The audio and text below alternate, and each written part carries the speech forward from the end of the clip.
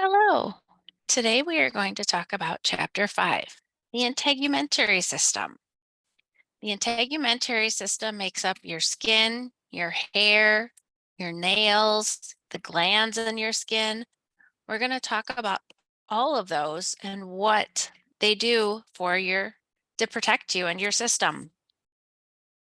So as I said, the integumentary system consists of your skin, your hair, your nails, sweat glands, and also your sebaceous or oil glands. Our skin has two different regions. We have our epidermis. Our epidermis is the part of the skin that you actually see. It's epithelial tissue. It is actually made of stratified squamous epithelial tissue, and it is also avascular. It's avascular because it does not have any blood vessels that go to the actual stratified squamous epithelial cells. They get all of their nutrients from the dermis underneath, which is the next layer down. Underneath that epidermis is that dermis. As I just said, it's under the epidermis. It's made up of connective tissue. It is also vascular. There is blood supply. There's arteries, veins, more capillaries that go through the dermis to help provide nutrients for the dermis, as well as the epidermis. Below the dermis is a layer called the hypodermis. That hypodermis is considered fascia. It's below the epidermis and the dermis. It's deep to the skin. It's not really part of the skin, but it has the same kind of functions. Your hypodermis is made of mostly adipose tissue. That adipose tissue helps to absorb shock. So if something were to hit your arm, that adipose tissue in there would actually kind of absorb that shock so it doesn't cause any problems to the bones that are underneath or the muscles. Since it's got adipose tissue, it tends to insulate. So it'll help keep you warm. That hypodermis also functions to anchor the skin. It holds your skin down and it holds it mostly to muscles. So this is what our skin looks like. We have our epidermis that's at the top. This is the part of the skin that we see. This is made up of stratified squamous epithelium. We have what's called a papillary layer and a reticular layer that make up the dermis. That papillary layer is that layer just right underneath the dermis here. This is what makes up that papillary layer. Then the reticular layer is the rest of the dermis, where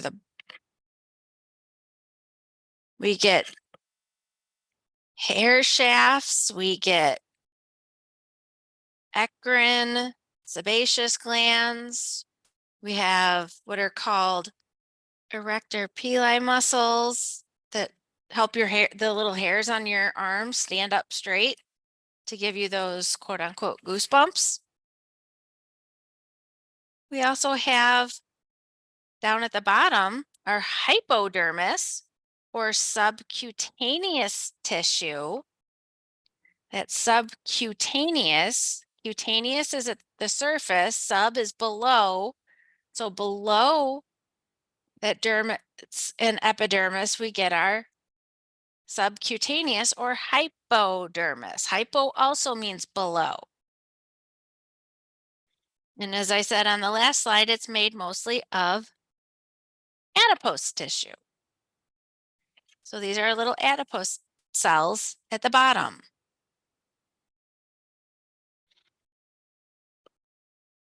So let's look at the different kinds of cells we'll start at the top in our work when we will work our way down. So that epidermis, epi means above, so it's above the dermis, I said that stratified squamous epithelium. It also contains keratin, so it's keratinized stratified squamous epithelium. So that we get that keratinized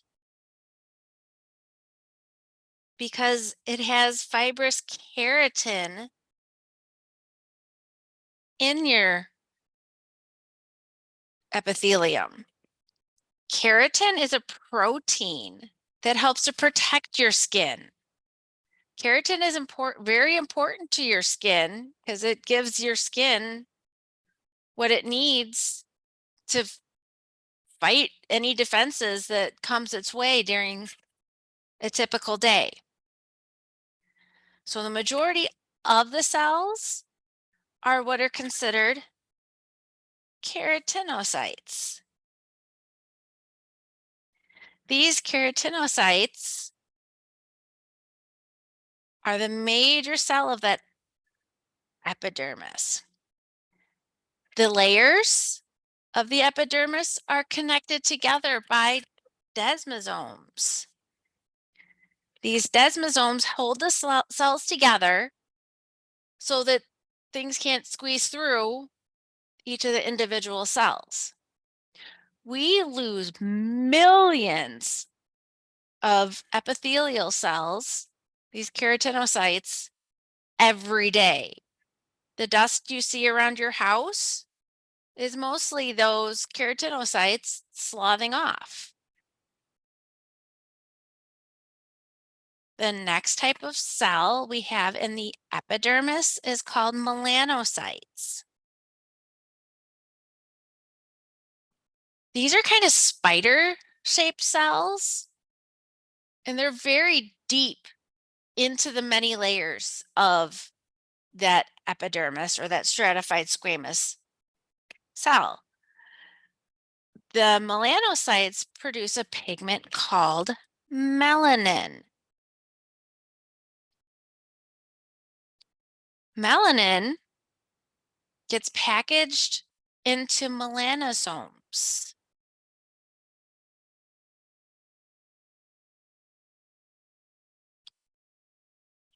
Melanosomes are what protect your skin, and they protect the nucleus of each cell from UV damage.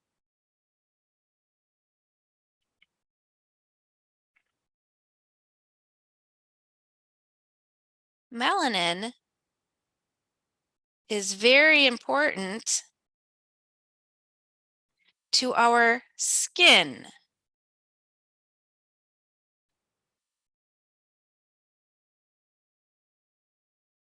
Melanin is what gives your skin the color you see.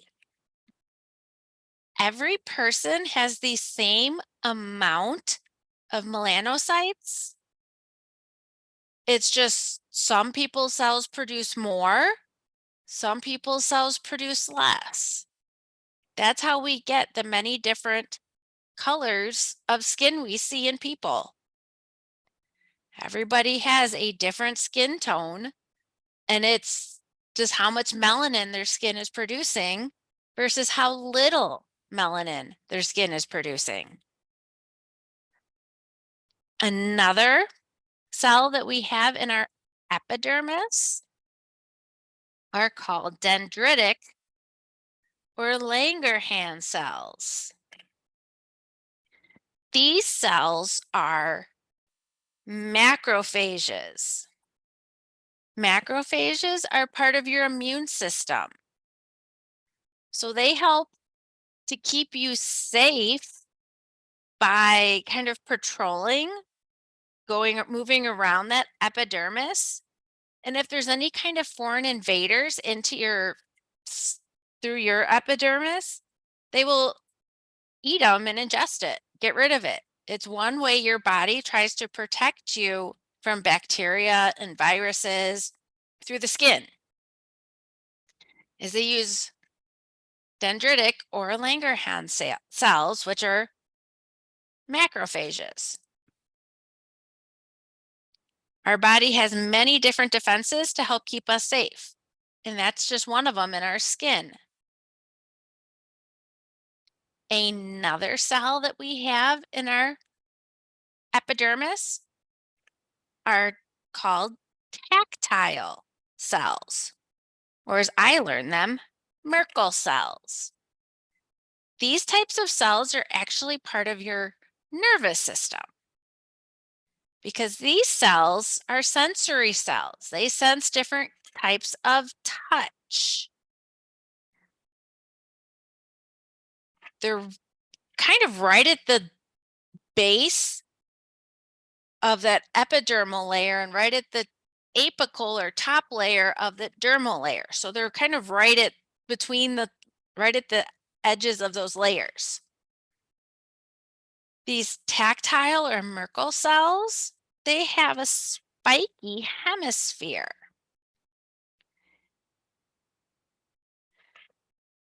But they're what kind of let you know that something's touching you, or thanks to all the hairs on your arm, if something touches just the hairs at your arm, these cells let you know that something's there. And that can be very important if there's bugs trying to come at you. So technically, our epidermis is made of 4 to 5 layers, depending on where it's located. And these layers all have a specific job. And each of these layers you can see in the cells look different in each of the layers. That's how we tell the different layers apart, and that's kind of how they got named. So the layers of our skin depend on if it's thick skin or thin skin. Thick skin is found on the palms of your hands and the bottoms of your feet because they're considered high abrasion areas. You think about your feet, you're walking around all day long on them. When you were a kid, you used to walk around barefoot all over the place. You may still walk around barefoot. So your feet are being subject to all kinds of abuse. Your hands, they're always touching different things. They're always doing different things all day long. So they need an extra layer of skin in there. But the rest of your body is considered thin skin. And that thin skin only has 4 layers. So the total of 5 layers of the skin. We have our stratum basal, stratum spinosum, stratum granulosum, stratum lucidum, and stratum corneum. That stratum lucidum, as it shows, is only found in thick skin. So that's the only place that it's used or seen. Otherwise, our thin skin has stratum basal, stratum spinosum, stratum granulosum, and stratum corneum. That's what's found in majority of our body. So let's look at the different layers.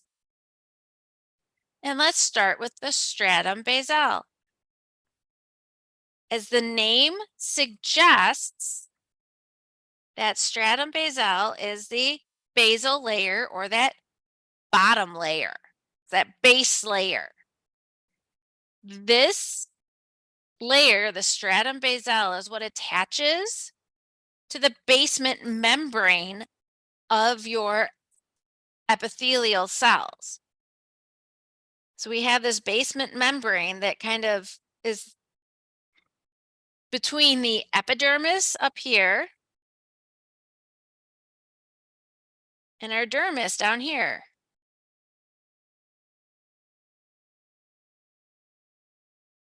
This is our basement membrane. So that basement membrane has the stratum basal layer on there. And that basement membrane, basal layer, is what attaches to the dermis. It's technically a single row of stem cells. They are stem cells because remember, stem cells can replicate into whatever kind of cell is needed. Stem cells go under mitotic division every time they replicate.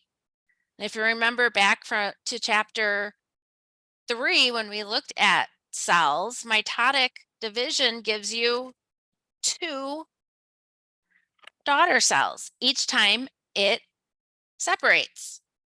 So what happens to those 2 daughter cells? One of the daughter cells is actually going to travel up the different layers to the top of your skin. That is the job of that one of those daughter cells that gets created.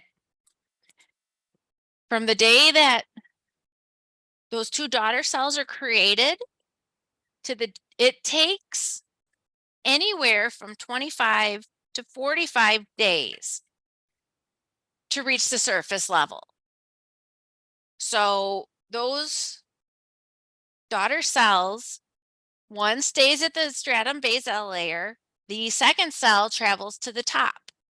And it eventually, as that cell's moving towards the top, the cell's going to die along the way. Because the cells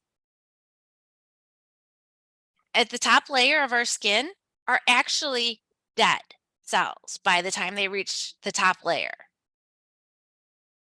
And as I said, that second daughter cell stays at the stratum basal.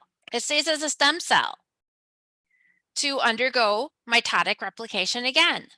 And as that cell replicates again, it makes 2 daughter cells where the same thing happens again. It's a process that happens over and over and over again. The stratum basal can also be known as the stratum germatism because it undergoes active mitosis. It's the germ layer. That germ layer is what's constantly going under mitosis, creating hundreds and thousands and millions of cells. We have about 10 to 25% of our melanocytes in this layer as well. The second layer, the layer just above the stratum basal, is our stratum spinosum. That's the second layer from the bottom. So if we have at the bottom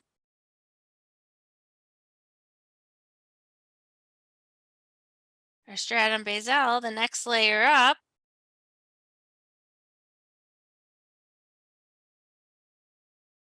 is our stratum spinosum. This layer specifically has many layers to it. So it's said to be several layers thick. They're kind of web-like.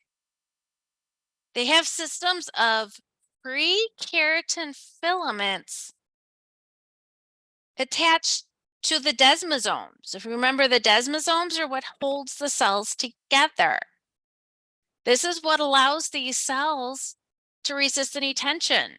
So if you push really hard on your skin and you kind of pull on it, it prevents your skin from breaking, which is very important. We don't want it to be really easy to put tension and pull on our skin and it to break. We don't want that. How would we be safe from any external pathogens? We couldn't. We have keratinocytes in that stratum spinosum.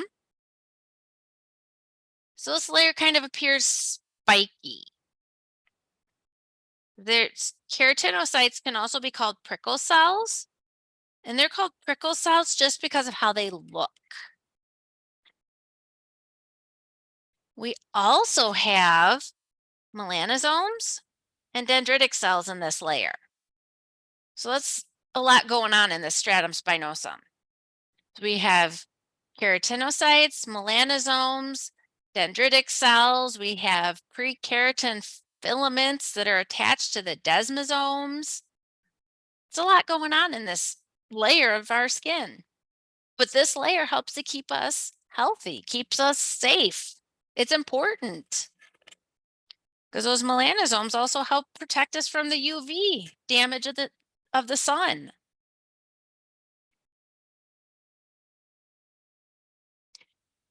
The next layer, stratum granulosum. This layer is not as thick as the stratum spinosum, but this is where cells start to flatten out. They start to look more like simple squamous epithelial cells. So it's a thin layer. Here in the stratum granulosum, the cells will flatten out, the nuclei and the organelles start to disintegrate. This is where keratinization begins. This is where we get keratin fibers for the upper layers of our skin. It starts in that stratum granulosum. The cells do have a granular appearance to it. That's why it's granulosum. They are granular-like. They also accumulate lamellar granules. That's what makes your skin look granular, is those lamellar granules. Those lamellar granules are actually a water-resistant glycolipid because it slows water loss. Think about it. I'm sure everybody's taken a bath or played in a pool. We need those lamellar granules to keep water out of our skin and also keep water that's in our skin there. If we didn't have these lamellar granules accumulating in this layer, water could easily seep into our body when you're swimming in a pool or taking a bath. That's not a good thing because our body needs to maintain that homeostasis and maintain a level of water in our system that we can function with. If we get too much water, it causes too many problems. Or if we lose too much water, that also causes too many problems. So these lamellar granules are very important. We need to have water-resistant skin. In this stratum granulosum, this is the layer right before cells die. The cells will die in the next layer. By the time cells get to the stratum granulosum, dermal capillaries, so the blood supply that goes to the dermis that provides nutrients to the epidermis, are far away. And since they're pretty far away, we don't get their nutrients to those cells that they need. This is why in the stratum lucidum, cells start to die. There's nothing left. So the stratum lucidum is called a clear layer. This is only found in thick skin. So in thick skin, this is the layer where these cells die. So your hands, palms of your hands, the bottoms of your feet. This is the layer where the epithelial cells die. It's also a pretty thin layer. You can see through the skin at this layer. So it's only 2 or 3 rows of clear, flat, dead keratinocytes that makes up this layer. And it's just above the stratum granulosum in the thick skin.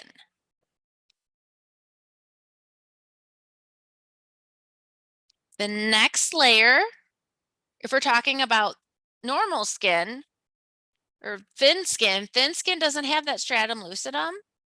The next layer after the stratum granulosum will be the stratum corneum, or the horny layer.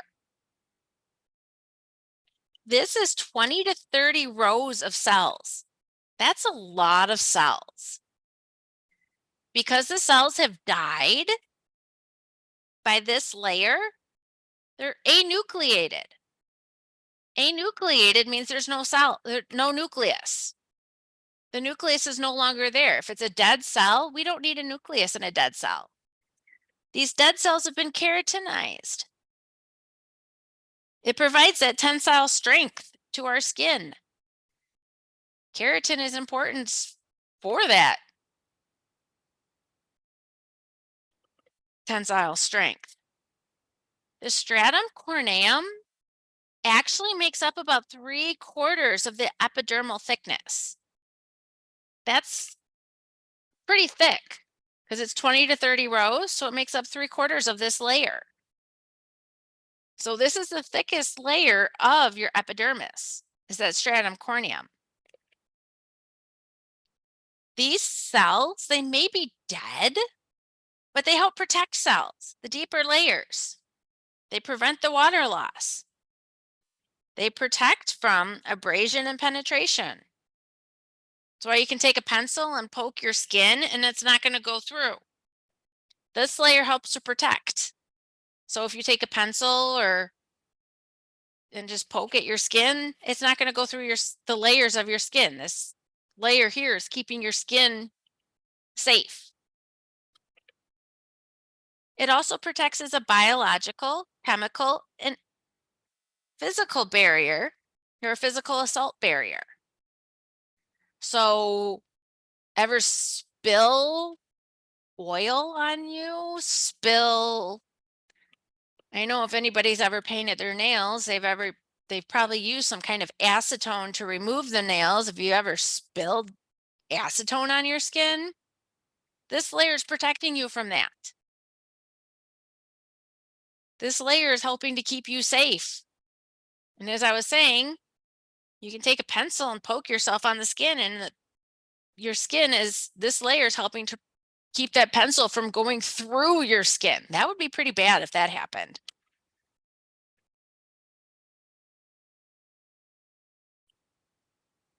So cells change by going through what is called apoptosis.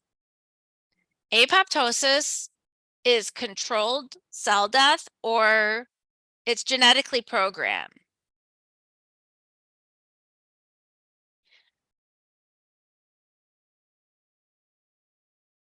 Cell death.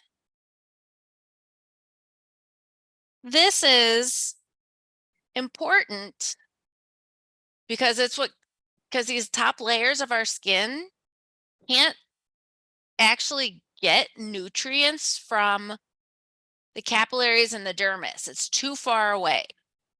So cells die and they just provide a protective outer layer to our skin. And these cells are going through that apoptosis to, even though they're dead, they're still protecting us. But these top layers of our skin, they eventually slough off. So they fall off as you take a shower, as you rub your arm up against anything, you're losing skin cells. They can come off as dandruff and dander. So if anybody has allergies to animal dander, this is what you're allergic to. There's these dead skin cells that are falling off of animals. As humans, we can shed approximately 50,000 cells every minute. That's a lot of cells. But we're constantly making new cells. And that's why when we looked at the stratum basal layer, it takes anywhere from 14 to 24 days to get to reach up to the top layer.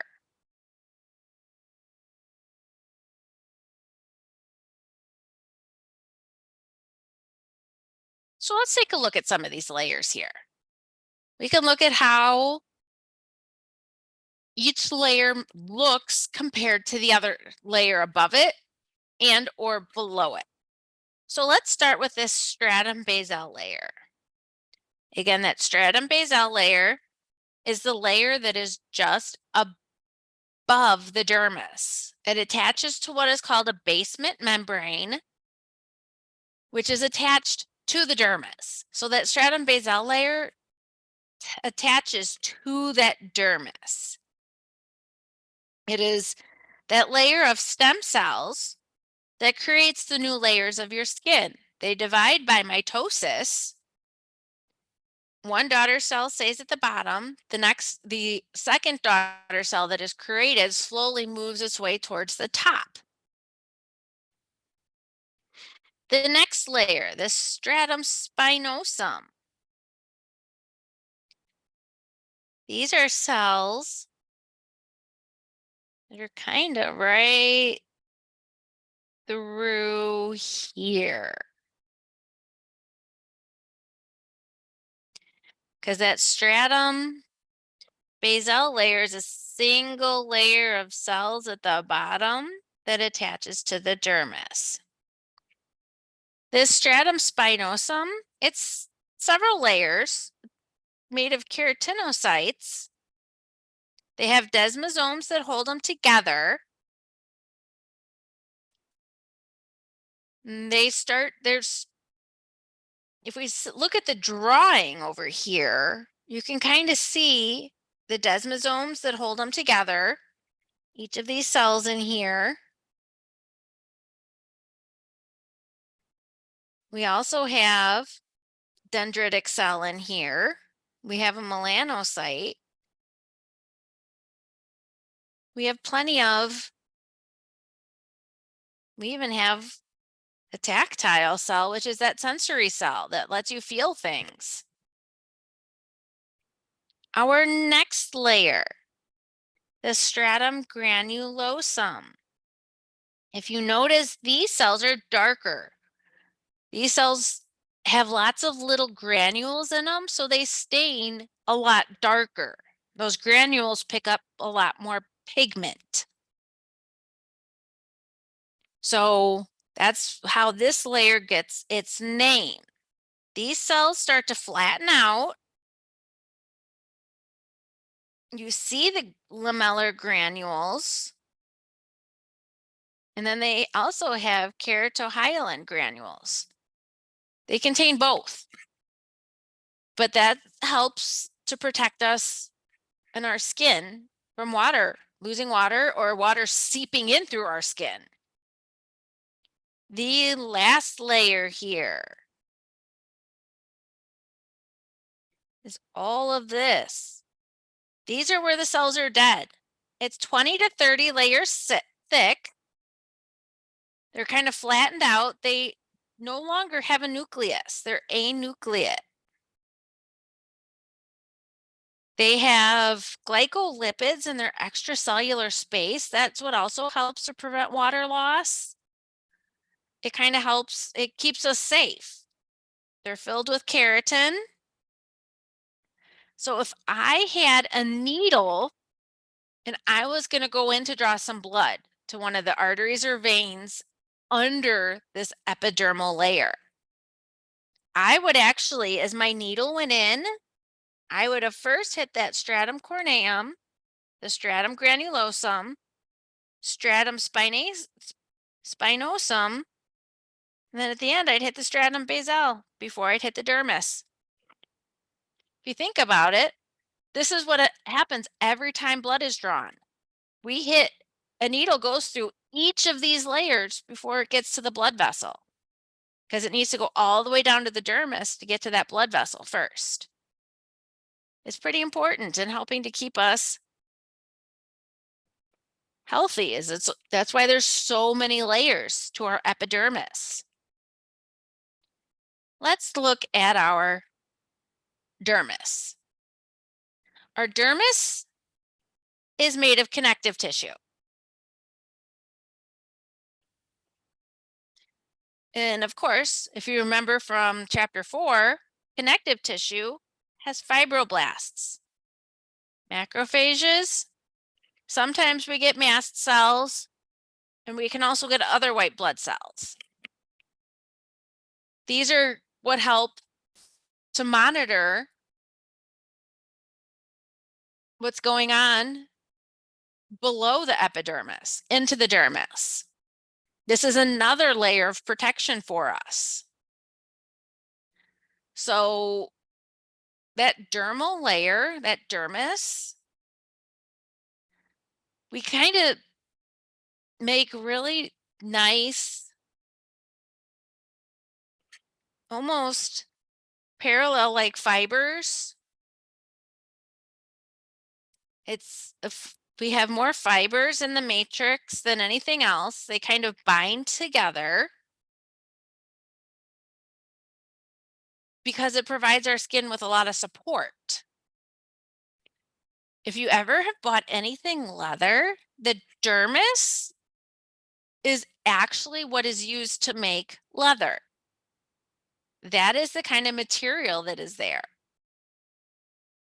That dermis contains our nerves, it has blood vessels, and it has lymphatic vessels. Lymphatic vessels help to kind of clean and clear out debris. We have hair follicles. So all of the hair on your arms and legs and everywhere in your body are actually the follicles where the hairs come from are in the dermis. So they go pretty far down. We have oil glands. So if you've ever gone a couple days without washing your hair and your hair gets really oily, that's just one example. Or if your face gets really oily by the end of the day, it's because we have oil glands all over our body. We also have sweat glands that are technically in the dermis. Our sweat glands kind of help to regulate our body temperature so we don't get too hot or too cold, because they prevent release of water if it's too cold. If it's too hot, they release water in the form of sweat. As I showed in that picture towards the beginning, the dermis has the papillary layer and the reticular layer. So it's 2 layers thick. So here is a light micrograph of your skin. This is what you'd see if you were looking into a microscope. You see this whole epidermal layer here goes actually all the way down here, because we have our stratum basale layer all the way down here at the bottom. That papillary layer is the layer just underneath that stratum basale. So that papillary layer includes all the cells and tissues in here. Then you look at that reticular layer. That reticular layer, if you remember from your tissues, it's dense, irregular connective tissue.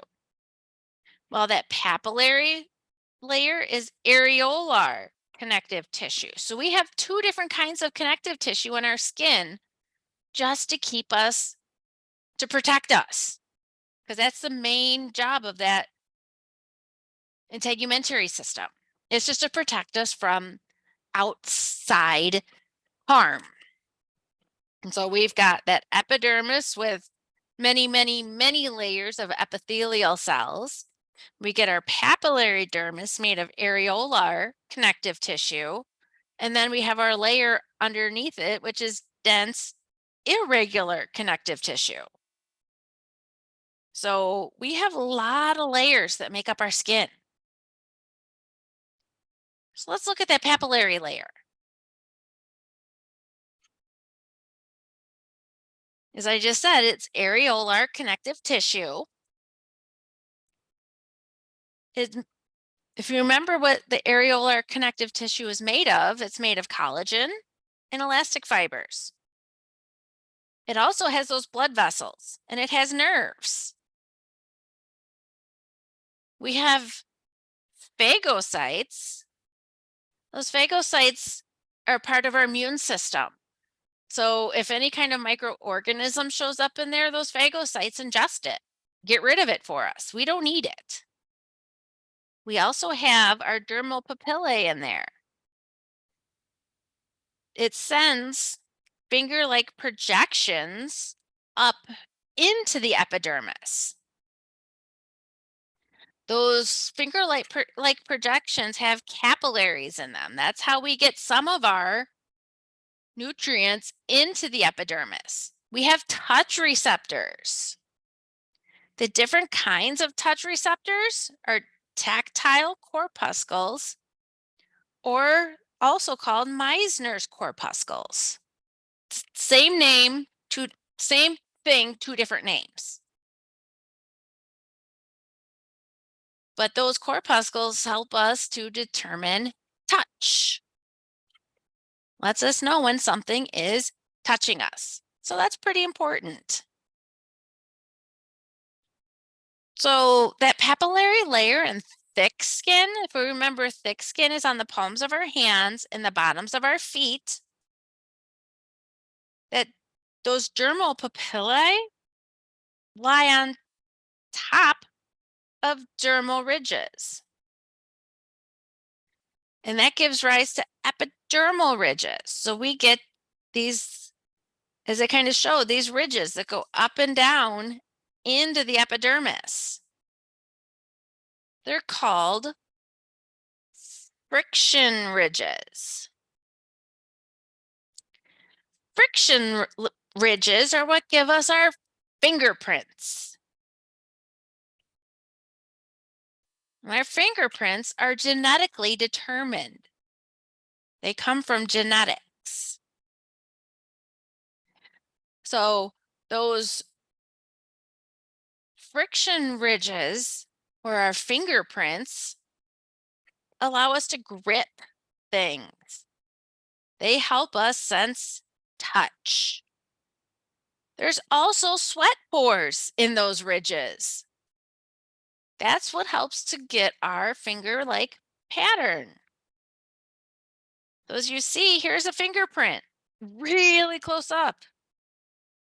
You can see all of these sweat duct openings here.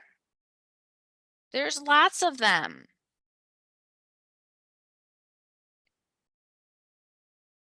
Then we have our friction ridges, which are the parts that come out further. So they're the parts that are really make up our fingerprints. So it's pretty cool. And these again are genetically determined. So if anyone ever has a twin, their fingerprints are going to be pretty similar because their genetic material is very similar. Let's look at the reticular layer. The reticular layer makes up most of the dermis. It is connective tissue, of course, just like the reticular layer. But it's dense, irregular connective tissue. It has elastic fibers, just like dense, irregular connective tissue. It allows your skin to stretch. But those elastic fibers, they're not like a rubber band. Because if you stretch out a rubber band for too long, it doesn't go back to its shape. the elastic fibers in your skin will go back to their normal shape just about every time. And they allow for to you to stretch 150% of their original length, and they're able to go back to their normal shape. The collagen fibers help provide strength and resiliency to your skin. Those collagen fibers help to keep your skin hydrated. In this reticular layer, we have a cutaneous plexus, which is blood vessels. We need blood vessels to get nutrients to the different layers of our skin, that epidermal layer, the dermis. We need those blood vessels. So these blood vessels actually sit between the reticular layer and the hypodermis. So this is deep, the deeper part of the dermis, because if you think the reticular layer of that dermis is the deeper part of your dermis. We also get adipose cells. Our adipose cells help to insulate us. They also store nutrients.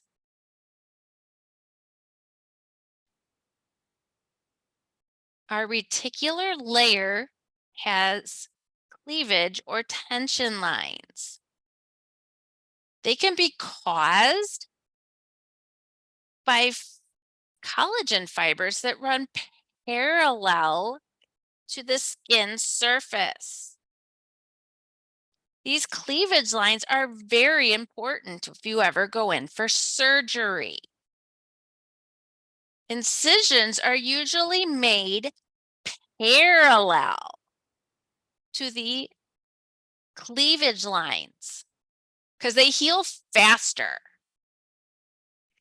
So here are all the different cleavage lines from the reticular layer of our dermis.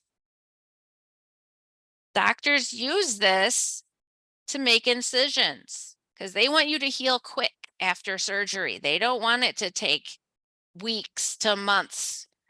Usually a surgical incision can heal in a week or to 10 days, 7 to 10 days. And as long as they cut parallel to one of these lines, these cleavage lines, you're going to heal pretty quickly and easily, and that's very important.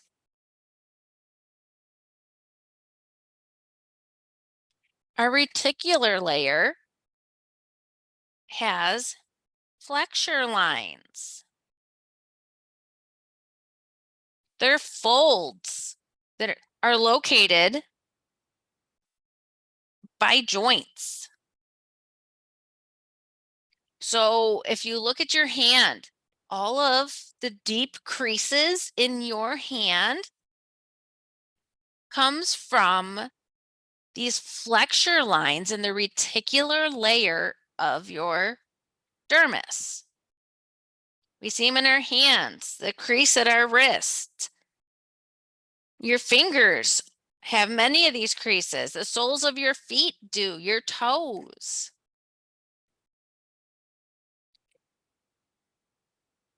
Well, this helps your joints move more freely without really stretching out your skin just to bend your knee. So here's some flexure lines. As I said, all of the lines on the palm of your hands are considered flexure lines.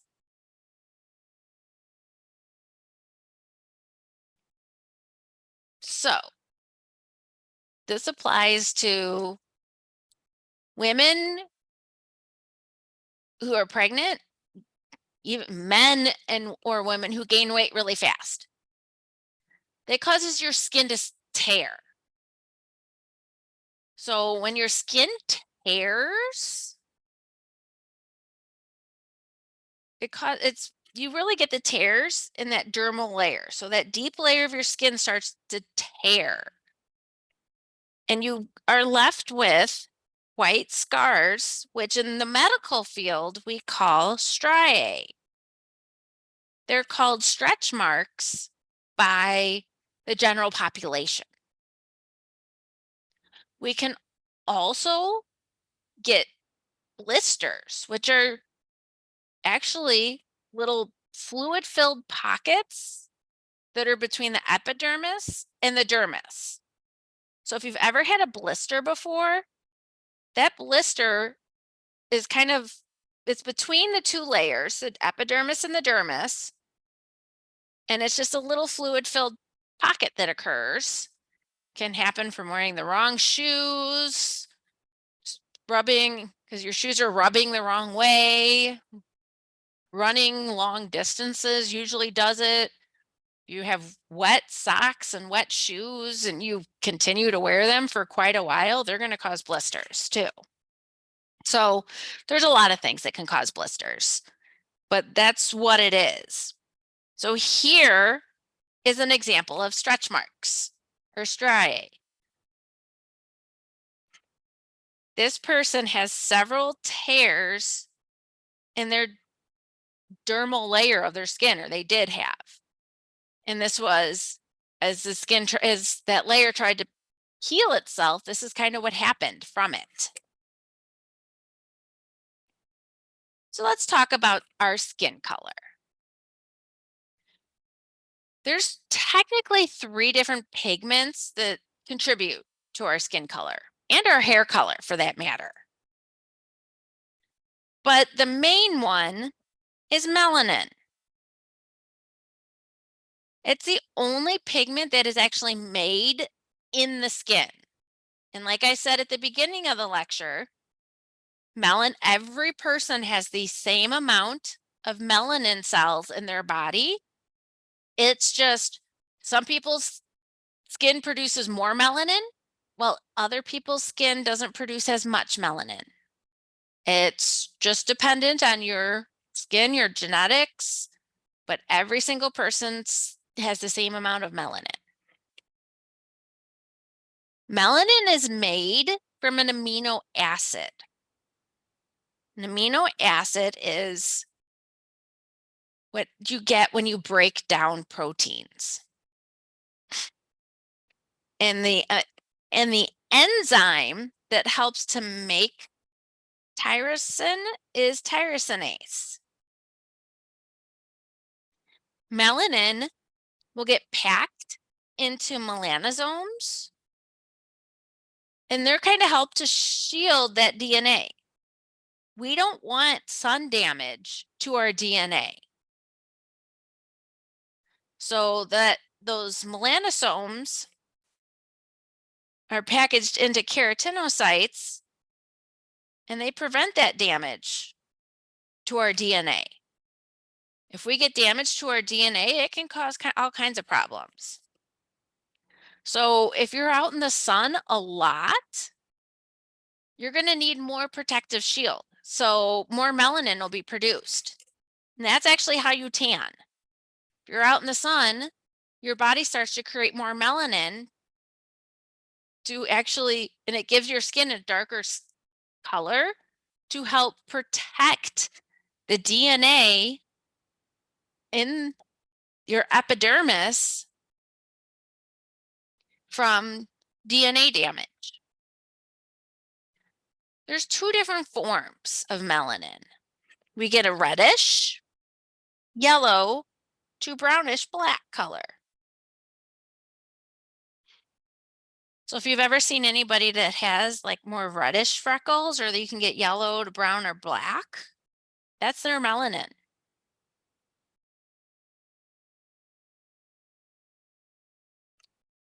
So the different colors of people's skin, again, are due to the amount of melanin produced and the form of melanin. Is it a reddish or is it more yellow to brownish black? As I just mentioned, freckles and even moles. Moles are local accumulations of melanin. So they're little spots that have more melanin in it than other areas around it.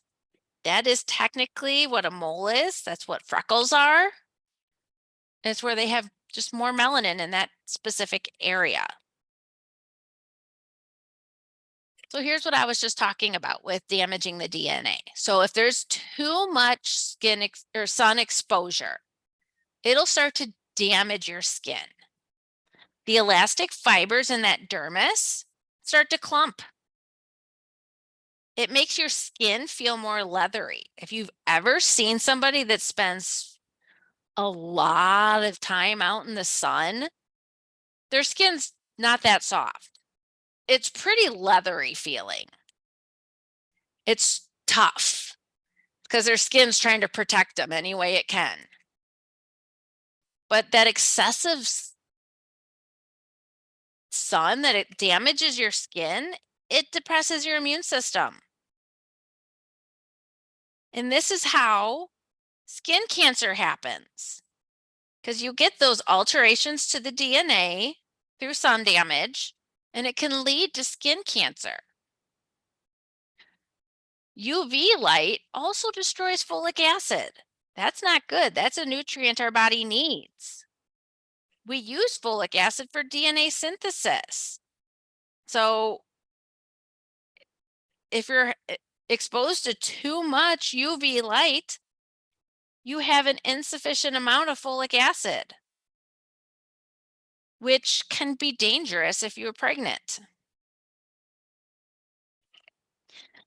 This day and age, a lot of foods are actually infused, or they add extra folic acid to it to help prevent this from happening. So we're getting folic acid because folic acid is being added to food all the time to try to prevent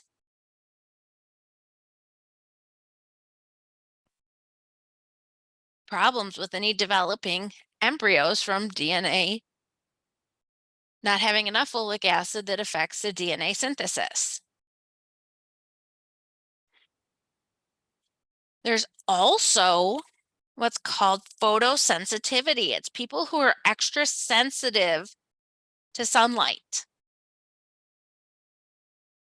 So sunlight causes skin rashes to happen. Some drugs, like antibiotics, will do that if you're on antihistamines. Antihistamines can make you sensitive to sunlight. If you wear a lot of perfumes or colognes out in the sun, that can make your skin sensitive to sunlight. So if you've ever had that go out in the sun and you end up getting like some kinds of rashes, it could be that you're having what's called photosensitivity, sensitive to sunlight.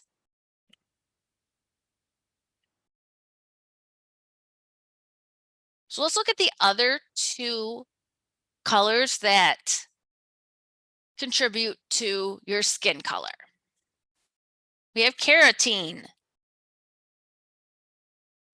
It's kind of a yellow to orange pigment. You see it mostly in the palms of your hands and the soles of your feet. That keratin accumulates in that stratum corneum. Carotene, stratum corneum. It's also found in the hypodermis. Hypodermis because it's below the dermis. Carotene can be converted to vitamin A. Vitamin A is important to see and immunity, help your immune system. We also have hemoglobin. Hemoglobin can give your skin a pinkish hue. So if you have very fair skin, it could be due to much lower levels of melanin being produced. Because you have lower levels of melanin being produced, you see the hemoglobin or the red color from the capillary beds, the blood vessels underneath your skin and that dermal layer come through. When you get really warm, those blood vessels start to dilate. They get bigger. And when they get bigger, more blood comes through them. That's helping to actually release heat in the body. And as that happens, that's how people look red when they're flushed, when they're hot. But it creates a nice pinkish color to the skin. That hemoglobin is from your blood.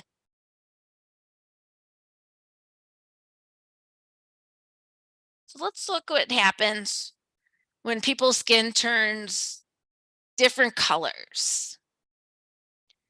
If somebody has cyanosis, these are all things that you can just look at somebody and you notice it. Cyanosis is kind of blue. Their skin tone is kind of a blue. They don't have enough oxygen in their hemoglobin. The hemoglobin is what carries oxygen and carbon dioxide in your blood. So there's not enough oxygen on your hemoglobin. So that's going to make you look pale blue. Paler is kind of a blanching or a very pale color. So somebody who is paler, they could have anemia. Anemia is where you do not have enough red blood cells. You could have very low blood pressure. Could be scared of something, or you could be really angry. Being angry can cause a paler color.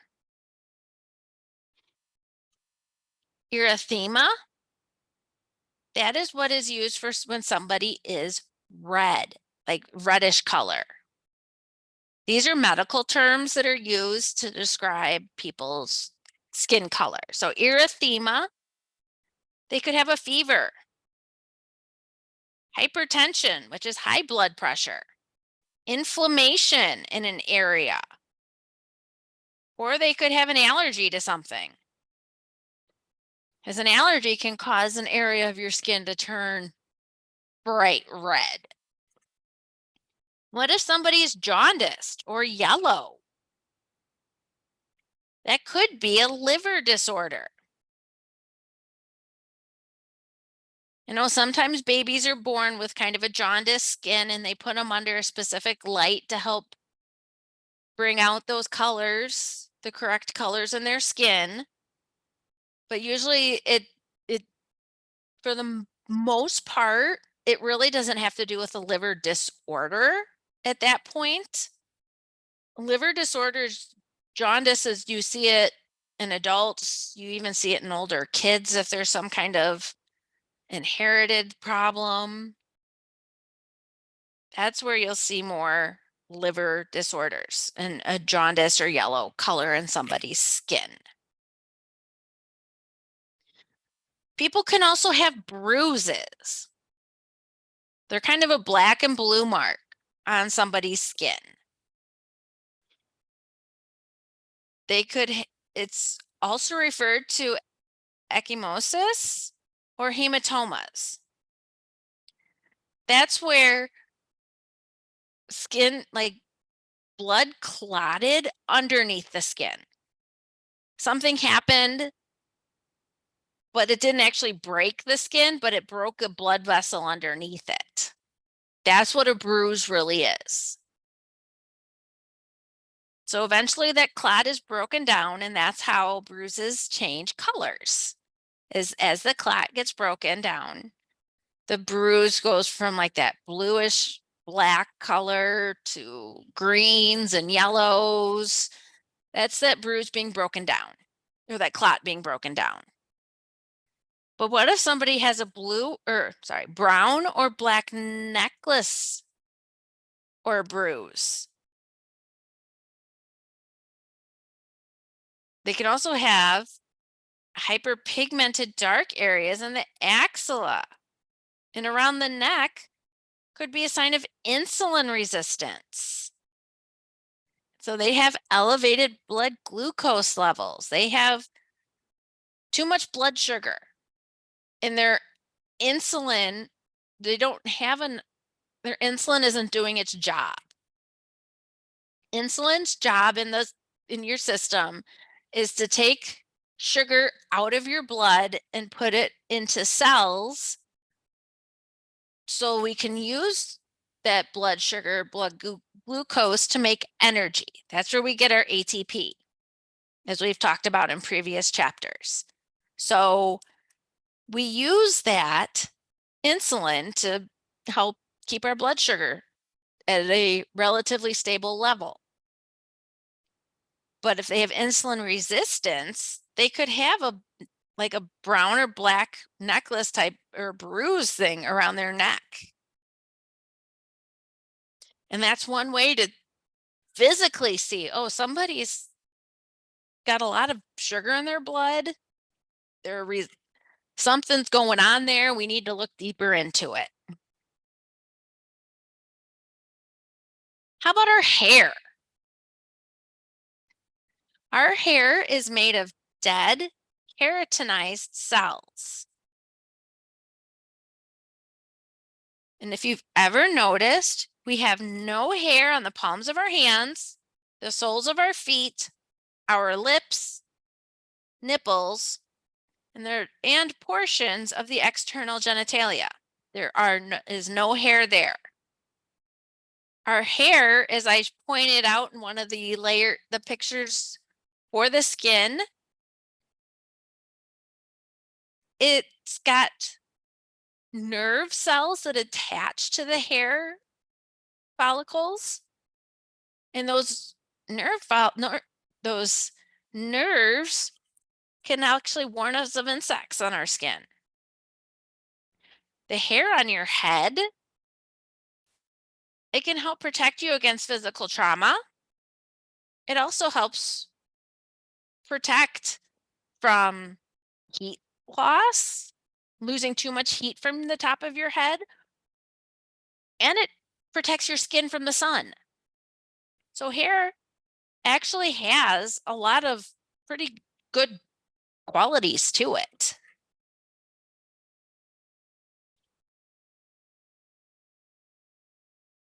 Hairs or pili, they're dead. They're dead keratinized cells. They're made in hair follicles. As I just mentioned, the hairs come out of a follicle. It kind of looks like one of these, and then there's a hair that comes out of there. It's hard keratin. It's hard because it's more durable and tough. Cells don't flake off of your hair like it does your skin. Your skin is made of soft keratin, and that's why your skin cells flake off. Your hair does not, cells don't flake off of your hair, or you would never really be able to grow your hair very long. So we have the part that makes up the hair, we have the shaft. And that's what we see. That's the part that's above your scalp. We also have the root. The root is the area within the scalp. It's the part down below. And that's where keratinization is still happening. The cells are going through keratinization until they reach the shaft, the part of the hair that we see. So our hair has three parts of the shaft. We have the medulla, the cortex, and the cuticle. The medulla is a central core of large cells and air spaces. Our cortex is several layers of flattened cells surrounding that medulla, And then the cuticle is the outer layer consisting of overlapping layers of single cells. So what are they saying here? Let's draw some hair. Our medulla, that is the innermost layer. It's a central core. This is where we have some pretty large cells. Our next layer, I'm just going to do black. This next layer here on both sides is the cortex.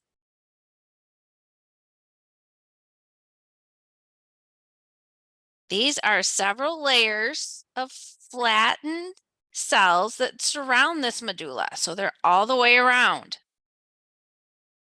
Then the outside, the cuticle. This is the hair color we see in this outer layer here.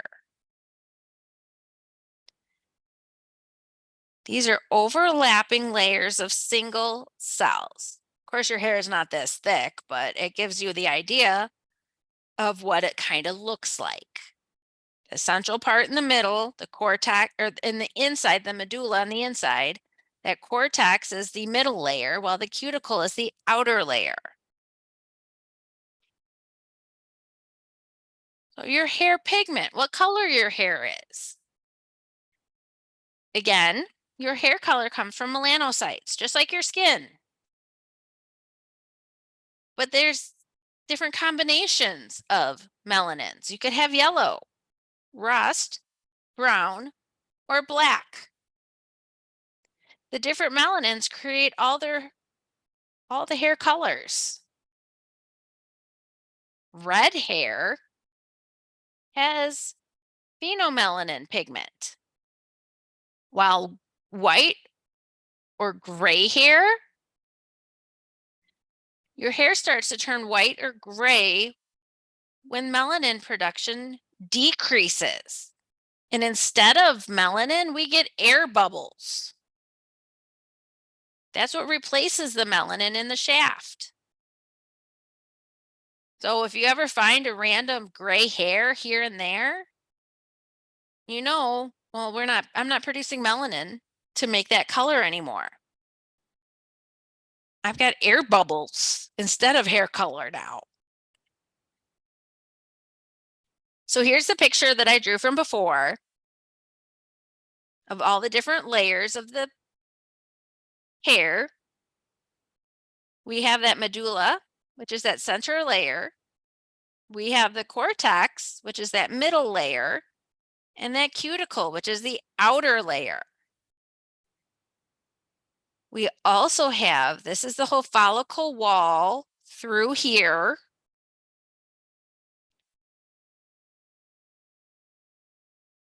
And this is also the bottom two pictures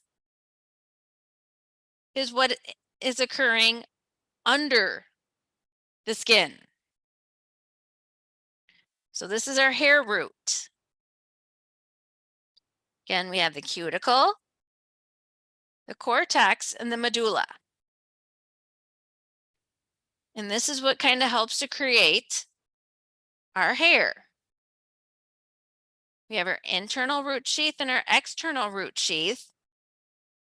And we have epithelial root. Those make up that epithelial root sheath. And then we have a glassy membrane, connective tissue sheath, and then we have a whole follicle wall that makes up all of the parts of the hair. So let's look at the structure of a hair follicle like some more. It'll extend from the epidermal surface to the dermis. So these hair follicles go down beyond that epidermis. They go into the dermis is where the hair follicles sit. We have a hair bulb. That hair bulb is the deep end of the follicle. We have a hair follicle receptor or a root hair plexus. That's your sensory nerve. Those are your nerves. Because if you ever pulled a hair out and it hurts, that's because we have nerve endings that kind of wrap around that hair bulb. So if anybody's ever pulled on your hair, you feel it. You pull a hair out, you feel it. So your hair is technically a sensory touch receptor.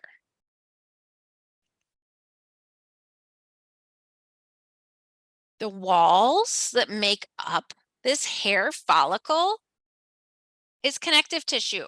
The connective tissue sheath, it's in the dermis. It's also called a fibrous sheath. We have a glassy membrane, which is a thickened basal lamina. We also have an epithelial root sheath, which is part of the epidermis.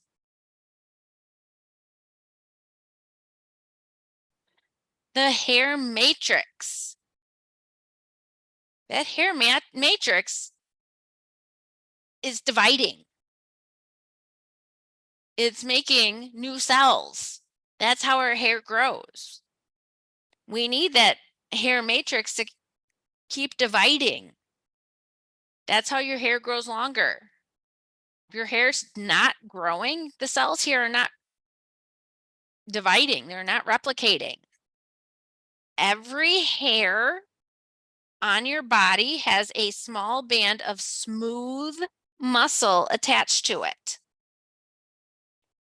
Smooth muscle is muscle we cannot control. It is involuntary. This smooth muscle, when that smooth muscle, that erector pili muscle contracts, that's how we get goosebumps. We have a hair papilla, which is in the dermis, the dermal tissue. We need capillaries, because if your hair is going to grow, your hair needs nutrients. So to get nutrients, we need blood supply, because the blood supply brings nutrients to every hair follicle in your body. So here we go again. We have our picture of our hair. You notice every hair follicle has some kind of subcutaneous adipose tissue. The melanocytes are giving us that hair color. The hair papillae, the hair matrix. That hair matrix is what's dividing and making your hair grow. That's why your hair is constantly getting longer. Those cells are constantly dividing.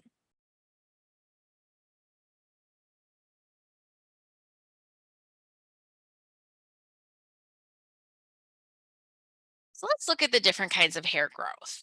Hair grows a couple different ways, different types. We have vellus hair. Vellus hair is very fine body hair. Children have a lot of vellus hair. Even adult females have that very pale, fine hair. Like on your arms, on your body, all over your body is this vellus hair. It's very fine. It's very pale in color. Doesn't have like a dark pigment like the hair on your head does. And then we have terminal hair. Terminal hair is longer hair. They are found on your scalp. So that terminal hair is the hair that grows on your head. Terminal hair is the hair that makes up your eyebrows. Then at puberty, that's when hair starts. The terminal hair is the hair that's in the axillary and pubic regions of both sexes. And then it also grows on the face and neck of males. That's the terminal hair. It's coarse. It's kind of rough.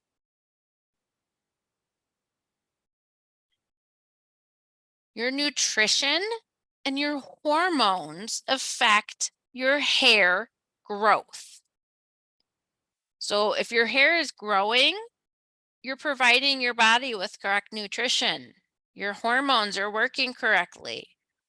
If your hair is not growing, maybe you're eating junk food all the time.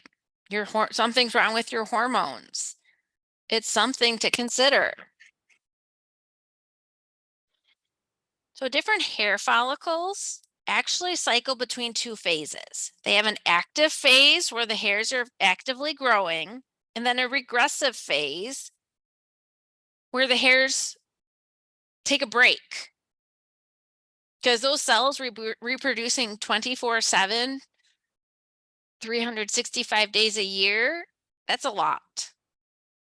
So cells kind of go back and forth between an active phase where they're replicating constantly, and then they take a break while other cells will replicate. So they kind of go back and forth. On average, your hair will grow about 2.25 millimeters per week. You also lose about 90 hairs off the top of your head daily. That's average. Maybe a little more, maybe a little less, but if you're losing a lot more than that, that can signify some problems too. So let's look at some of those problems. In women, our ovaries and our adrenal glands will produce small amounts of androgens, which are male sex hormones. But if we get a tumor on, say, our ovaries or our adrenal glands, it can cause a large amount of androgens to be produced.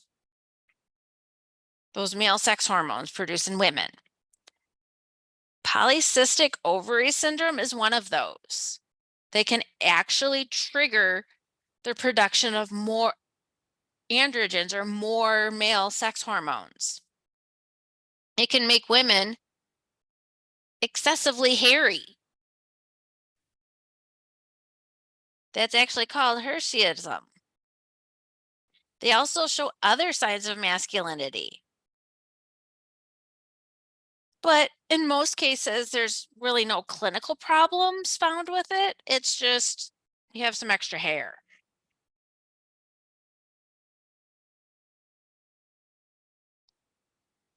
Both men and women after 40,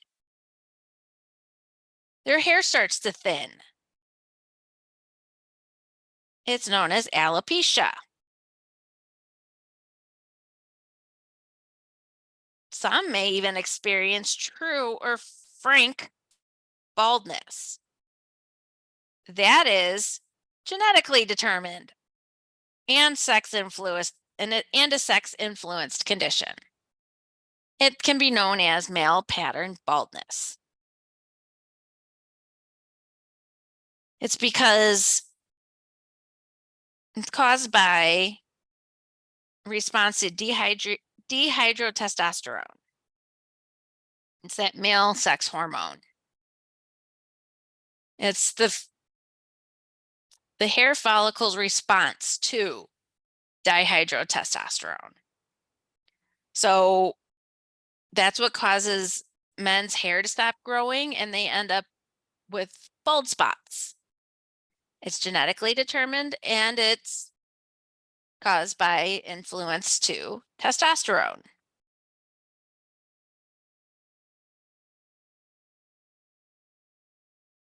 So telogen effluvium. That's where it's like a sudden hair thinning. It can be caused by too many hair follicles going into the resting phase at once. It does happen. When you are extremely stressed out, so it could be stress induced, could be hormones, your hormonal changes, surgery. Surgery is a pretty stressful event on the body. If you've been through any kind of emotional trauma, crash dieting, never a good idea. Crash diet, if you want to change your eating habits, you do it for the long term. You don't crash diet. Do it for a short period of time and then go back to whatever eating. So there's other causes to thinning or texture changes in your hair as well. So certain drugs can cause your hair to thin or your texture of your hair to change. Antidepressants, that's a big one. It can cause all kinds of hair problems. Chemotherapy drugs. Chemotherapy drugs can cause a lot of thinning of hair. Hypothyroidism, your body is not your thyroid gland is not producing enough thyroid hormone. Thyroid hormone goes to every cell in your body. So if you're not producing enough thyroid hormone, it can cause hair thinning. If you're not eating enough proteins, that can cause hair problems as well. So there's a lot of things that can cause hair problems. Let's look at your nails. Your nails are modifications in the epidermis. Your nails are actually made of hard keratin, just like your hair. Like your skin has soft keratin, your hair and your nails are made of hard keratin. They're a protection. They're a protective cover for your fingers and your toes. Your nails actually consist of a free edge, a nail plate, and a root.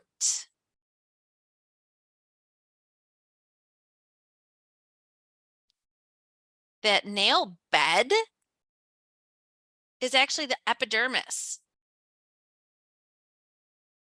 It's still epidermis underneath that nail. We also have a nail matrix. That nail matrix is what lets your nails grow and why your nails grow each week, all week long. We also have skin folds or nail folds at the borders of your nails. We have epontiums. They're the folds that protect onto the surface or that cuticle. Hypontiums is that area under the free edge of your nail. That's at the end of your nail. So if you don't cut your nail, if you leave your nails really long, that's where dirt kind of accumulates, is under your nails, is in that free edge at the end. Your nails are normally kind of pink. Why? Because there's capillaries under there. In that dermis, underneath your nails, there's capillaries. Capillaries carry blood. Blood is red. So that's what causes your nail beds to be red. We also have a lunule, which is a thickened area of your nail matrix. That's at the base of your nails that kind of looks white.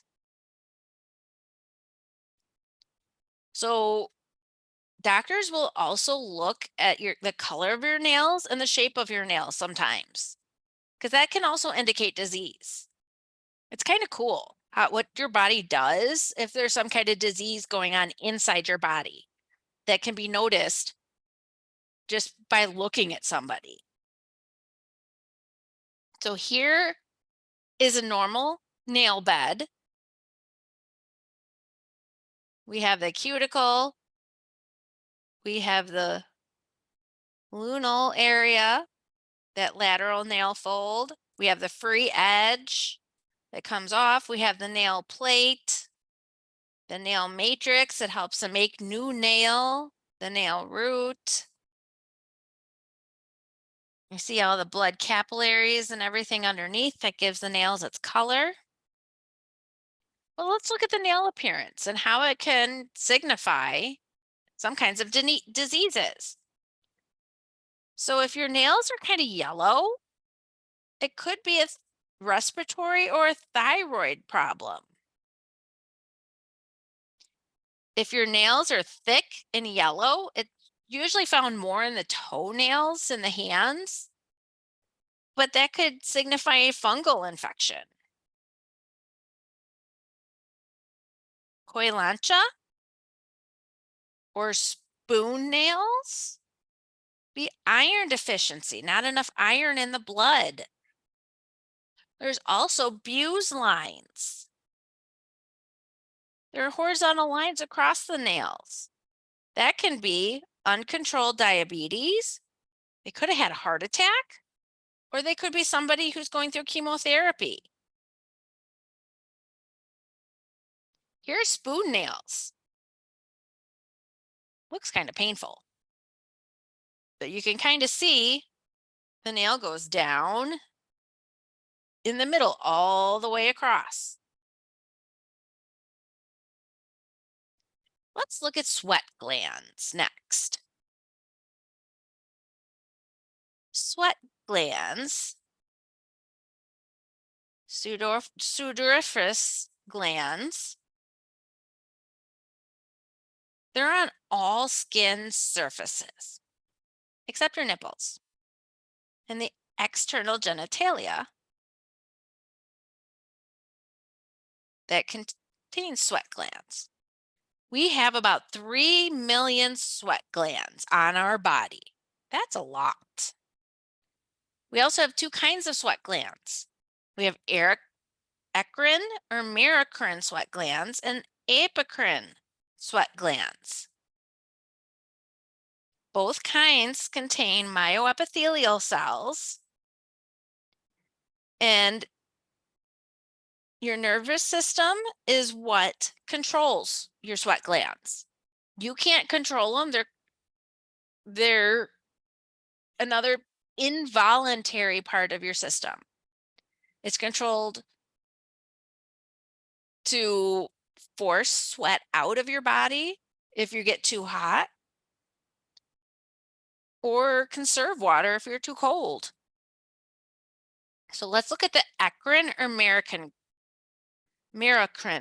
glands. They're the most common.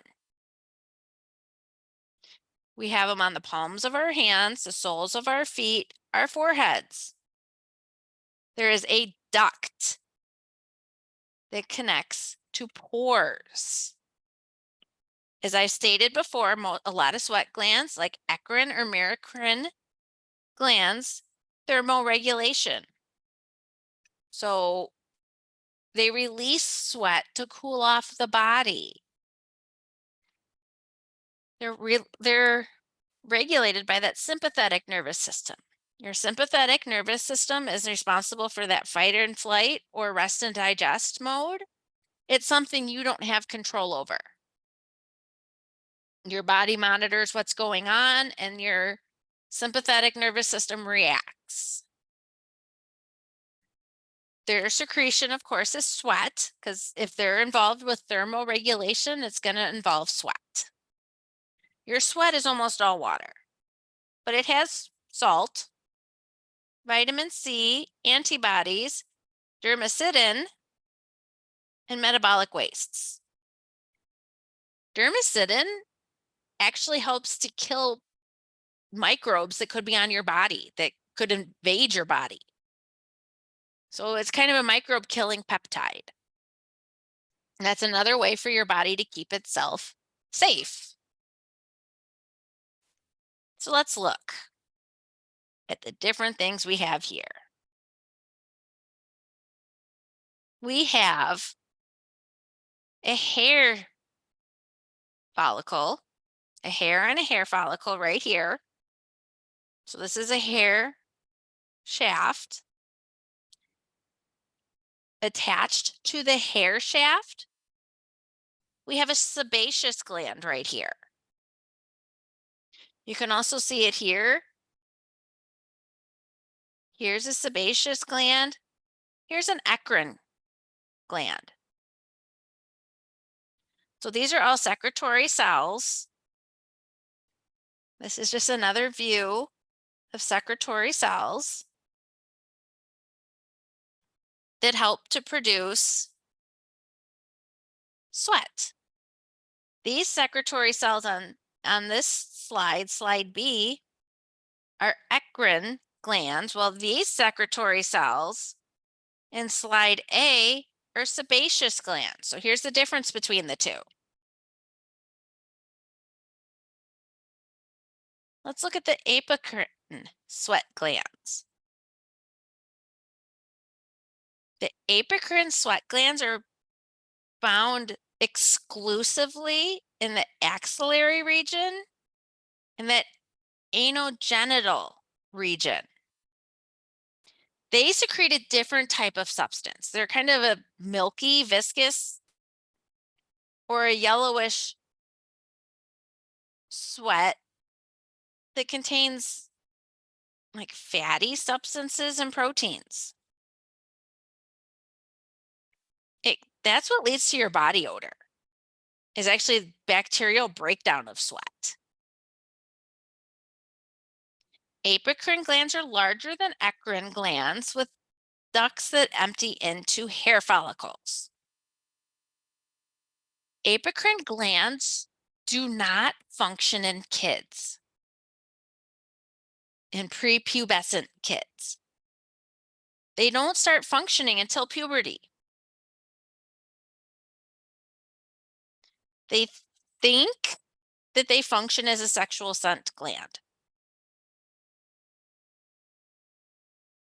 They're also kind of known, or there's also modified apocrine glands. There's serumus glands and mammary glands that are kind of modified apocrine glands. Serum is the medical term for earwax.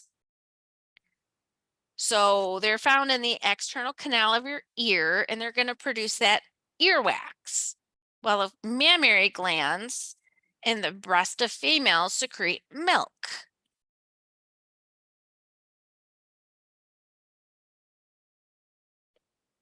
Sebaceous oil glands. They're found throughout most of the body, except in the palms of your hands and the soles of your feet. So where we find that thick skin. We find most sebaceous glands in hair follicles. So they secrete right into those hair follicles. That's why if you don't wash your hair for a day or two, your hair starts to get oily, because those sebaceous oil glands secrete right into the hair shaft and right onto the hair. Again, they're not really active until puberty. So again, they're stimulated by hormones, especially those androgens, those testosterone and estrogen and progesterone. They secrete what is called a sebum. It's an oily substance. It's bactericidal. So it kills bacteria, but that oily substance is what softens your hair and your skin. That's what keeps your hair and skin nice and soft. So let's look at the different glands here. We've got pictures of each. The eccrine sweat glands here, the first one, they're used for temperature control. They help keep you cool. They secrete directly to the surface of the skin, and they're found everywhere except the palms, or they're found even in the palms. So that's why your hands get sweaty when you're nervous. It's because of these eccrine glands. They're found on the soles of your feet. So if you get sweaty feet, this is why. They're also found on your forehead. So when you're exercising and you get sweat dripping down all the time, that's these eccrine or merocrine glands. We have our apocrine gland here. People think it may act as a sexual scent gland. but it's made of filtrate from the blood plasma. So it kind of attaches to the upper part of the hair follicle. They don't really go to the skin surface. They're found in the axillary and anogenital regions. We have our sebaceous glands that lubricate your hair and your skin, prevent water loss.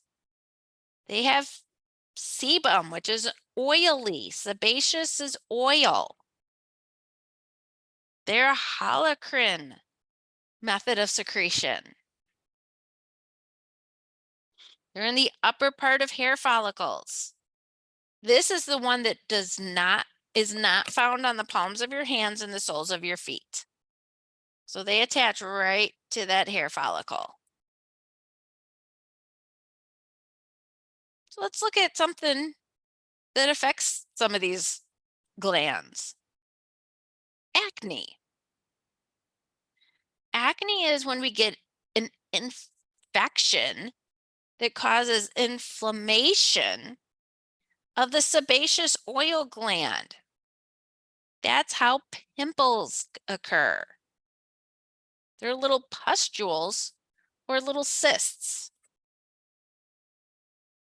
They're associated with Proprennium bacterium acne infection. That's an actual name of a bacterium that causes these. So whiteheads are blocked sebaceous glands. So if that secretion starts to get oxidized, that turns into a blackhead. Overactive sebaceous glands in infants can lead to seborrhea or cradle cap. They're like pink raised lesions on the scalp that turn yellow or brown and flake off. Kind of like this. This poor baby. This poor baby here has cradle cap or seborrhea.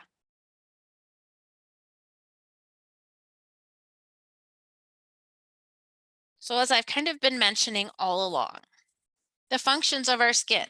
Of course, it's going to help protect us because our skin gets exposed to things all day long, all day and every day. It regulates your body temperature so you don't get too hot. If you were to get too hot, you start sweating. That's how your body temperature is regulated. Cutaneous sensations. It can let you know when somebody's touching you or something touches one of the hairs on your body. You even know that. Has metabolic functions. Helps to break things down, utilize different proteins, glucose, carbohydrates, all kinds of things. It's a blood reservoir. We store some of our blood in the skin when it's not being used. Excretion of wastes. We excrete waste through sweating. So our skin, as I've been saying, gets exposed to different microorganisms all day long. Abrasions, temperature changes, or extremes. Go outside and it's 100 and some degrees out, or you go outside and it's -40 wind chill. Those are some pretty big extremes that your skin gets exposed to. Harmful chemicals. Of course that's going to happen. Can't always prevent it. So it's a chemical, a physical, and a biological barrier. So let's look at how it protects. How is it a chemical barrier? So our skin, through sweat, through these oils, we secrete chemicals. Our sweat has antimicrobial proteins, so it kills any kind of microbes that could attack us. That sebum or oil and defensins kill bacteria. Our cells also secrete an antimicrobial defensin. We have what's known as an acid mantle. Our acid mantle, acid is a very low pH. So our skin has a low pH. Our skin has that low pH to prevent bacteria from multiplying. We also have melanin in our skin that helps to protect us from UV damage from the sun. It protects the DNA and the nuclei of the lower levels of our epithelial cells.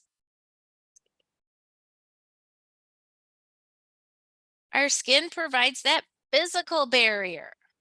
The top layers of your skin, as I have mentioned, are flat, dead, keratinized cells. That top layer is that stratum corneum. They're all surrounded by glycolipids. That's how we block water and most water-soluble substances.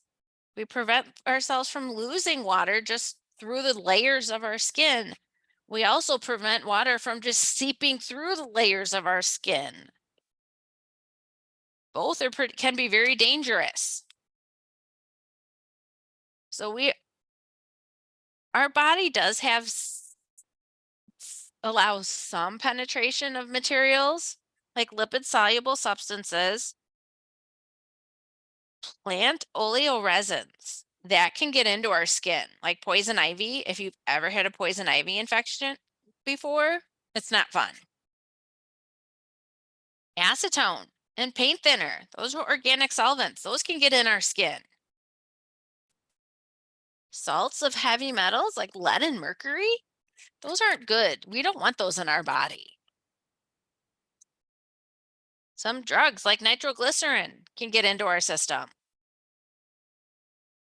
We also have some drug agents. There's different things that can actually help carry other drugs across the skin. That's why there are some topical types of drugs out there. Just because those topical drugs help from above down, and we do need some of those. Our biological barrier. As we said when we were talking about the different layers, in the epidermis, we have phagocytic cells. It's all a part of our immune system. Those dendritic cells we've talked about earlier, they help protect us from foreign invaders, foreign antigens. Those dendritic cells go to your immune system. They present whatever foreign invader they found to the white blood cells. They kind of hold it up and say, hey, here, this is what I found. What do you have to kill this? That's how our immune system gets activated. We have macrophages. They're also cells that are going to take whatever foreign antigen they find, whatever foreign invader, they take it to our immune system. Our white blood cells do the exact same thing as dendritic cells. Say, hey, look what I found. What do we have to kill this? And that will also activate our immune system. DNA can absorb UV radiation, but our DNA converts it to heat. So our DNA does have a way to protect itself from UV radiation, but it's better to protect your skin from UV instead of possibly causing problems later on down the road. That's where sunscreen is very important in the sun, because we don't want to damage our DNA. That's how cancer starts. So if we were to get organic solvents or heavy metals into our system, like iron, acetone, they can actually get into our blood. If acetone gets into our skin or into our bloodstream, if different heavy metals get in our bloodstream, that can be lethal. It can kill us. Your kidneys start to shut down. It can cause brain damage. Lead can result in anemia and other neurological defects. Anemia is where you don't have enough red blood cells. So if you're ever using any kind of organic solvents or heavy metals, you should be very careful. You should use some kind of glove to protect yourself at all times. It's very important. Our skin is excellent at body temperature regulation. So when you're sitting around not doing anything all day long, you actually produce about 500 milliliters of unnoticed sweat per day.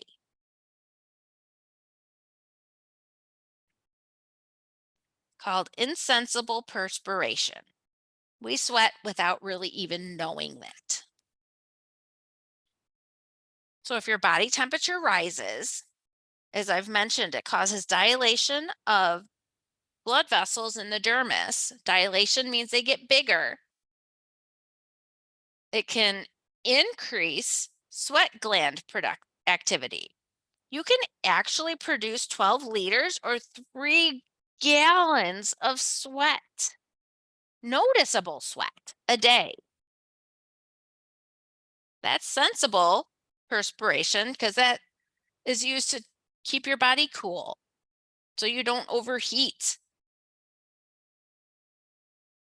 If we're in an extremely cold environment, you go outside in the dead of winter, those blood vessels that are in your dermis are going to constrict. So they get smaller. They don't allow blood supply to go to those layers.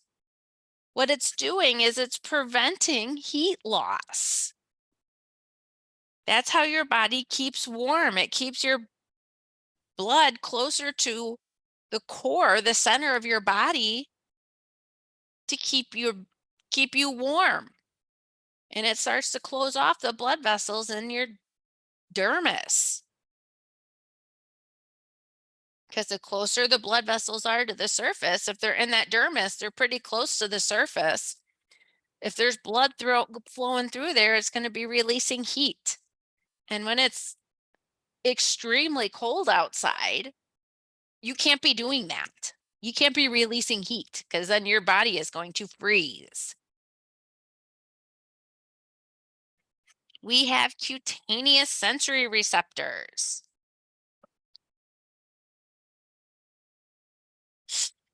They are part of your nervous system. They let your brain know what is happening. We have exteroreceptors.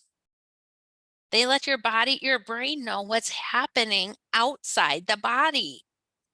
Like, is it too hot or too cold? Is somebody or something touching you? We have free nerve endings in our skin. They sense pain. So if something pokes you, you know. Something happens, you know. Those cutaneous sensory receptors are very important to your body knowing what's going on outside of your body so your body can actually adapt to it. As I have mentioned in the past, your body produces or synthesizes vitamin D. Vitamin D is very important for calcium absorption in the intestines because we use calcium to do all kinds of things in our system. So vitamin D is going to help us get that calcium into our system. Your skin makes it. Takes about 20 minutes in the sunlight every day to get a day's worth of vitamin D. We also have there's certain chemicals that are made from keratinocytes, those cells in your skin. They can get rid of carcinogens from entering through your skin. Those keratinocytes can actually activate some hormones. They can convert cortisone into hydrocortisone. Your skin also makes collagenase, which helps to prevent wrinkles. It helps to provide your body with new collagen because your body is constantly making new collagen over and over again, and that helps to prevent the formation of wrinkles in your skin. So your skin holds, as I've mentioned, your blood can get stored in your skin. It can hold up to 5% of your body's total volume of blood. That's quite a bit. So, as I've mentioned, when the blood vessels constrict or dilate, blood vessels constrict when it's cold or when you're exercising. Muscles need blood more than your skin does. So, the vessels in your skin will start to constrict to prevent blood from going to the skin, going somewhere else that needs it more. Muscles need it more when you're exercising. So your body knows how to adapt to whatever you're doing to it. Your body is constantly adapting to what is going on. Our skin excretes different things. How we talked about your body excretes sweat, about 500 milliliters per day when you're not doing anything. We also can secrete nitrogenous wastes on our skin, like ammonia, urea, and uric acid. Those all get excreted from your skin. Sweating causes salt and water loss. But we also excrete other wastes onto our skin. That's why after you exercise or you're outside working all day in the hot heat sun and you sweat a lot, you should really go take a shower because you're washing all of that away. Now let's talk about cancer and burns. Our skin can actually develop over 1,000 different conditions. That's a lot. Anything from rashes to cancers to burns, all kinds of things. There's also our skin reveals what's going on inside our body. Like we talked about earlier with skin color. If your skin starts to turn a blue color, you're not getting enough oxygen. Or if you're yellow, you're jaundiced, you have something going on, could have something going on with your liver. If you're red, you have this pinkish red color, you could have a fever. You could just be really hot too. But it reveals all kinds of things. So the most common disorders are infections. But there's also skin cancer and there's burns that our skin can be subject to. There's two different kinds of cancer. This does not apply to just skin cancer, but it applies to all types of cancer. There are benign tumors. They're not cancerous. And then they do not spread. Benign tumors do not spread. When the cancer spreads, it is known to metastasize when it moves from one part of the body to another. With skin cancer, if you have too much exposure to UV radiation, which is why I talked about you should use sunscreen when you go in the sun. You can also get skin cancer from frequent irritations of the skin. There are lotions out there that have been created. This is where science is really cool. There's some really cool lotions out there that can actually help to repair damaged DNA in your skin, that can prevent different things from happening. Well, we're going to look at 3 different kinds of cancer today: basal cell carcinoma, squamous cell carcinoma, and melanoma. The most common kind of skin cancer is basal cell carcinoma. It's the least malignant kind, which is good, because malignant means it's cancer. It's very cancerous and it can spread. So basal cell, if you think those basal layer of cells in your epidermis are the cells that are involved. So it involves the stratum basal, just as I said. Those cells proliferate. And if you remember, we had talked about with cancer, skin cancer, there's alterations to the DNA, and those cells that have altered DNA replicate fast.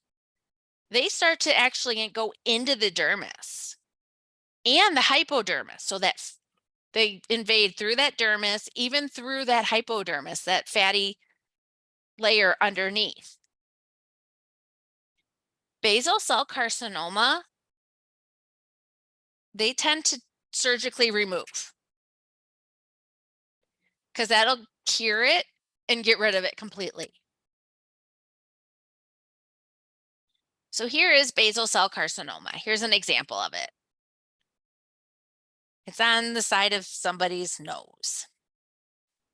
So it's cancerous cells that have dug deep and through the dermis, through that hypodermis, and they're proliferating, and the cells are even moving towards the surface, and they just keep replicating there. The second most common type is actually squamous cell carcinoma. This comes from keratinocytes, and it actually takes place in the stratum spinosum.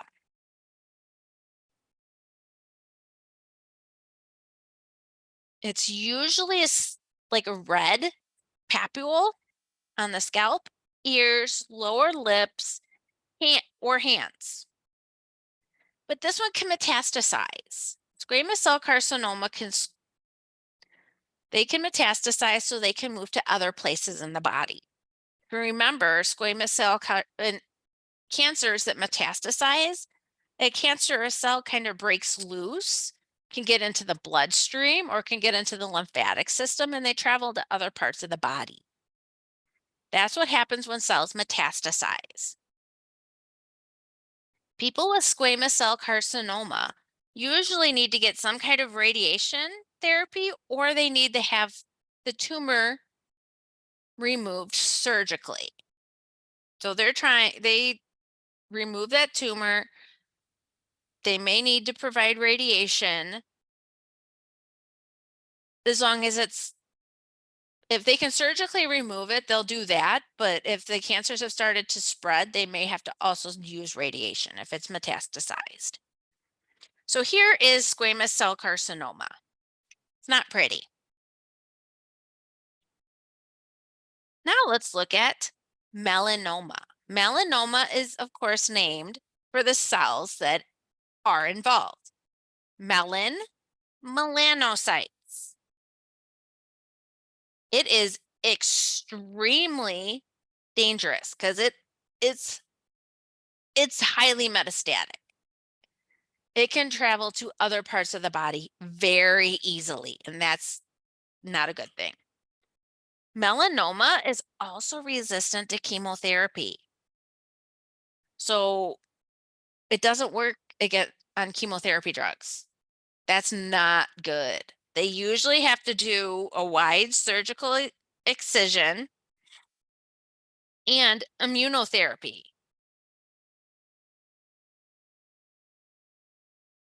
There's some rules to looking at skin that kind of will help you to determine, is this something that could be cancerous or not?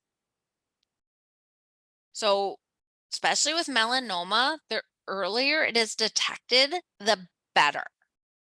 So the rule there's an ABCD rule. Our ABCD rule. A, asymmetry. So if you look at two sides, you can even use a mole on your arm or your leg or something to look at. And you look at it, is it symmetrical? Are both sides the same? Or is it asymmetrical? So one side's bigger, the other side may be smaller. Or could have some kind of spiky things on one side and not the other. So they don't line up. They're not symmetrical. They're asymmetrical. You have to look at the border. So border irregularity. So kind of like that last drawing I just drew that had some different indentations in it. So if the borders are not regular, or you kind of have a mole that has a random point to it, that's irregular. We look at the color. If it contains several colors, it's not just black or brown, but it could have tan, it could have red, even blue. That signifies it could be melanoma. And then we look at the diameter. Is it larger than 6 millimeters? Because if it's larger than 6 millimeters, which is about the size of a pencil eraser, that could really signify cancer, the larger it is. So here's melanoma. It's black. It even has like a bluish kind of hue to it almost. Now let's look at burns. Burns are other things that can cause problems in the body, big problems. So burns are tissue damage that is caused by heat, electricity, radiation, or certain chemicals. There's different types of burns depending on what is involved. And burns actually are damage that are caused by denaturing of proteins, so breaking down proteins in the skin. It ends up destroying cells. When somebody gets a burn, the biggest threat is dehydration and electrolyte imbalance.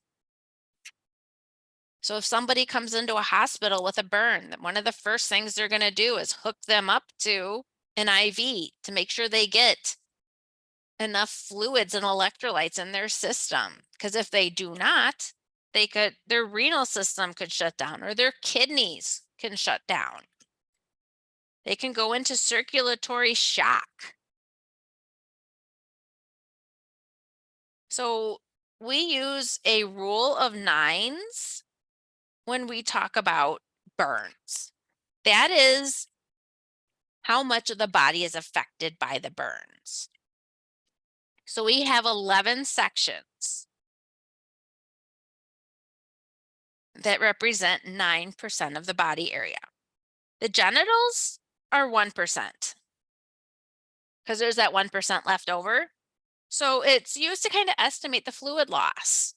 How much of that body is burned, how much fluid has been lost. Because especially if it's gone through that epidermis, they're losing fluids. So a first-degree burn, it only affects that epidermal layer, so that top layer of skin. They're going to get redness in the area, edema, which is swelling, and pain, because there's nerves that go to that epidermis. So a first-degree burn is only the epidermis. It's only that top layer of skin. A second-degree burn, it involves the epidermal and upper dermal damage. You start to see blisters. Person with a second-degree burn, because they've burned through that entire epidermal layer, they're losing fluids through their skin now. That's not good, because that epidermal layer is what helps to hold fluids into your body. And you need those fluids to maintain that homeostasis of your body. So first and second degree burns, they're kind of referred to as partial thickness burns because only the epidermis and the upper dermis are involved.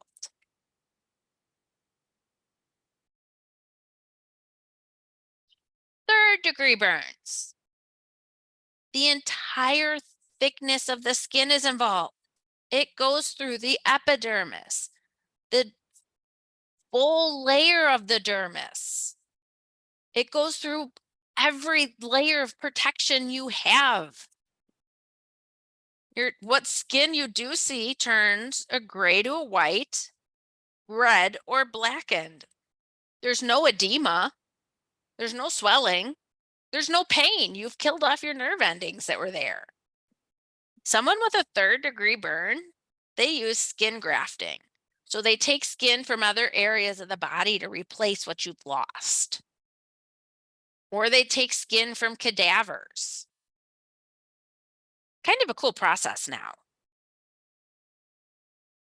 So here's a first degree burn on somebody's fingertips at the top. A second degree burn down at the bottom. They're getting blisters in their skin. This is a third degree burn. It's a full thickness. It's gone through that epidermis and that dermis. Not a good thing. So if more than 25% of the body has second degree burns, it's a critical condition. They're losing a lot of fluids. If 10% of the body has third degree burns, they're in critical condition. That's not good. If the hands, the feet, the face, if they have third degree burns, they're critical condition. They're going to be in the hospital for quite a while. So they'd usually do debridement or remove that burned skin. Antibiotics, because bacteria and pathogens can easily get in and out of their system now because they have burned off all their defenses. You have to put some kind of temporary covering over it because you need to protect what's there.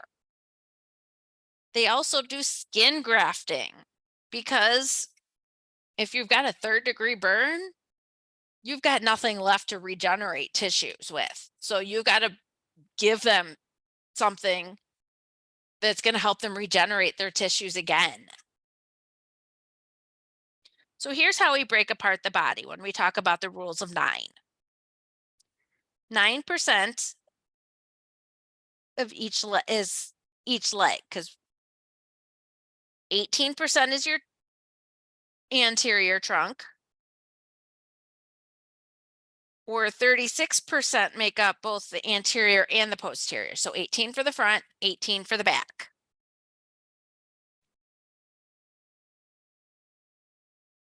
Anterior and posterior upper limbs are 18%. So it's 4.5 for the front of your arm, 4.5 for the back of your arm. And that 9% is just the front of your legs. There's another 9% on the back of your legs. So on that back side, there's another 9%.